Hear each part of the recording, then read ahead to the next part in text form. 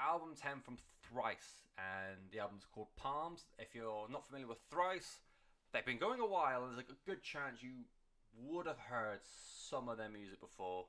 They are like an American experimental post-hardcore band. Oh fuck! They got roped in with a sort of sound as Alexis on Fire and I cannot remember the name, but they sort of got that like new breed of post-hardcore that came out in late early 2000s, and I feel like everyone from that sort of era has sort of branched out a bit. So the reason why I say you've probably heard of a Thrice song before is you've had all of the cult album for them is Visu, and that had Image of the Invisible, sorry. Invisible or Invincible, I can't remember. It's a good song. It got put on a lot of video games. It got a lot of traction on TV, and it's a big, dramatic post-hardcore song. Then they did the is it Art of Alchemy Index or Index of Alchemy and Art, which was two double albums based on the four key elements. So it was Earth, Wind, Fire, and Water. And the big song from them, the song that first got me familiar with Thrice, was Come All You Weary, which was like a low-end, arty folk rock song, which was fucking great. I love that song. I still listen to it quite a bit. And everyone was it never got further than that for me, if I'm honest. And I saw that it split up, and I was like, oh well, never mind. Saw that reformed, and saw that they released the album To Be Everywhere Is To Be Nowhere. I thought of like, I'll give it a bash. I'm a little bit older, so I dedicate a bit more dedicate a bit more time to music these days anyways. Let's give it a bash. And I thought that album was really, really good. Excuse me. You had songs like Blood on the Sand and Black Honey. They were strong, really catchy post-hardcore anthems. They still had the experimentation that they were starting to like really, really get into towards the tail end of before they split up. But it wasn't to the end of the Alchemy Index or whatever it was called.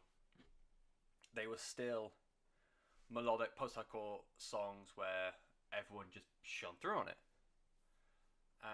So yeah, this is their second album since reforming. And like I said, it's called Palms. The first song released of it was called The Grey. And for whatever reason, it just was not as immediate for me. I feel like it appealed more to like the old school diehards of Thrice, because it had the opening riff on it was very much, I don't want to say technical because I don't think that's the wrong word, but it's very, I don't even know what the right word is. It felt like it came from a 90s or early 2000s post-hardcore album. It was quite dissonant, even though it had like very, like Dustin's quite, I wouldn't want to say, again, I don't want to say reserved, but quite like pulled back vocals on it. And so yeah, when I first heard it, I was like, it's not as good as pretty much anything on To Be Everywhere. But if I eventually came around to it, and again, like I said about the Vola album and Anger, I think his name was, forgotten already. Asger, even better. As much as I was saying about Asger and the Vola album, where it's a case of the vocalist sort of definitely eventually brought around for me. Dustin Kensrue from Thrice is so underrated as a vocalist, and like for me to go on about the guy from Vola, fair enough, it's a new band, many people might not be aware of them. Thrice is on album 10, and anytime you hear about like the best vocalists in hardcore or rock or whatever, I don't think I've ever heard Dustin Kensrue attached to any sort of list like that, and it's fucking unfair. Because the power he has in songs like A Branch in a River and The Grey, he's just so good, and he was complimented really well. He did a song on here called Just Breathe. He's with Emma Ruth Rundle, who is a post-rock musician who had a really good album last year. She's got like quite a haunting vocal line on the album, and he compliments her, because he can go from like the very powerful, like gritty sounding notes to the more reserved, calm, quite delicate notes as well. So he's come a long way since the early part, which I went back to and listening to this, and yeah, the progression and puberty that he's gone through to get here is really, really great. The rock parts of this album are phenomenal. It shows off Dustin's voice. The bass sounds fucking filthy on just throughout the album, but on the chorus of Only Us and pretty much everywhere around A Branch in the River, it's just, oh, it's almost sludge metal style, just down and dirty and filth, and God, it's good. And then again, the Son of Grey has got a chance for the guitarist to show off as well, because he's got lots of little hooks and riffs in there as well.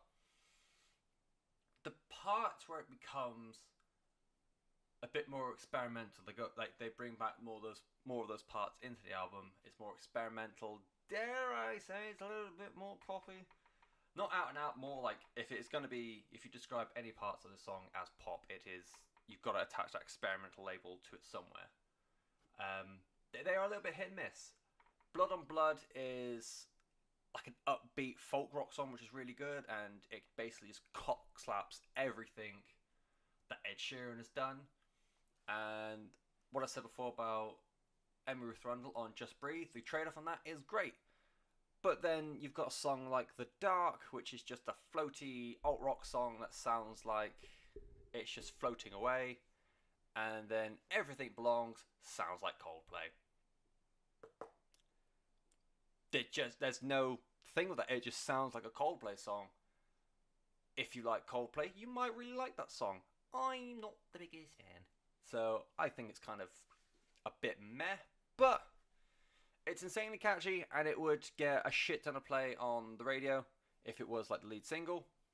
But then at the same time, if it was the lead single, not the Grey, die-hard thrash fans would absolutely lose their mind. And whilst I understand the lineage that Thrice has carved over the... God, I don't even know how they got 20 years, I think I saw them going for. Which makes sense considering album 10. Whilst I understand the lineage that Thrice has carved, evolving from that like straight-laced post-hardcore sound to one of the more like experimental rock bands that are going. And as I think for that, they no longer are needing to go down that hardcore route anymore, because the sound they've carved is just so expansive. For me, they've got the hits, like I said, Image of the Something, and Come All You Weary, and I really, really enjoyed To Be Everywhere Is To Be Nowhere, and apparently that's now my go-to for a post-reunion Thrice, which I'm alright with. This Palms just doesn't do it for me in the same way To Be Everywhere is. I think because it does go a bit more the experimental route, and without knowing too much about that back catalogue, it's just, that could very well be what Thrice fans go for, that like weird poppy backing to their album. But for me, I thought To Be Everywhere is a little bit more straightforward rock, and yeah, that's my go-to. And because it, obviously with Thrice being the big band, they haven't got any for fans of, but if you do like the sort of, it's not overtly heavy, it's a grown-up rock sound, I think is a really good way of describing it, that does go into like the more pop and mainstream side of things quite a bit. So that's my take on Palms by Thrice. It is album 10.